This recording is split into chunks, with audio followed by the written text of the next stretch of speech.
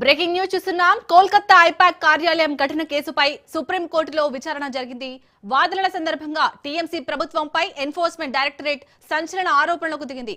మమత ఒక ప్లాన్ ప్రకారమే కథ నడిపిస్తున్నారని ఈడీ తరపున సొలిసిటర్ జనరల్ తుషార్ మెహతా వాదనలు వినిపించారు. వాదనలు విన్న సర్వోన్నత న్యాయస్థానం దీనిని తీవ్రంగానే పరిగణించాల్సిన అవసరం ఉందని తెలిపింది.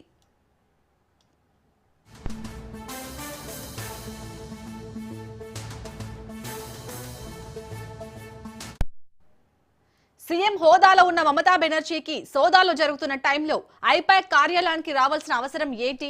ఆమె ఈడీ నుంచి కీలక డాక్యుమెంట్లు, అధికారుల ఫోన్లను లాక్కున్నారు, ఆధారాలను దొంగిలించారు. ఆ సమయంలో యూనిఫామ్ లో ఉన్న పోలీసులు ఆమె వెంట ఉన్నారు. బెంగాల్ పోలీసులు సీసీటీవీ ఫుటేజ్ ని ధ్వంసం చేశారు. కోల్కతా హైకోర్టుకి బస్సులు ఏర్పాటు చేసి మరీ జనాల్ని తరలించారు. హైకోర్టులో మా తరపు లాయర్ ని వాదించకుండా అడ్డుకున్నారు.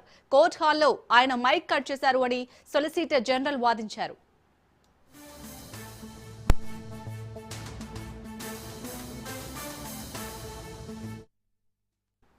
సోదాలు జరిపేందుకు 2 ఏళ్లు ఎందుకు ఎదురు చూడాల్సి వచ్చిందని కోల్కతా ప్రభుత్వం కోర్టులో వాదనలు వినిపించింది.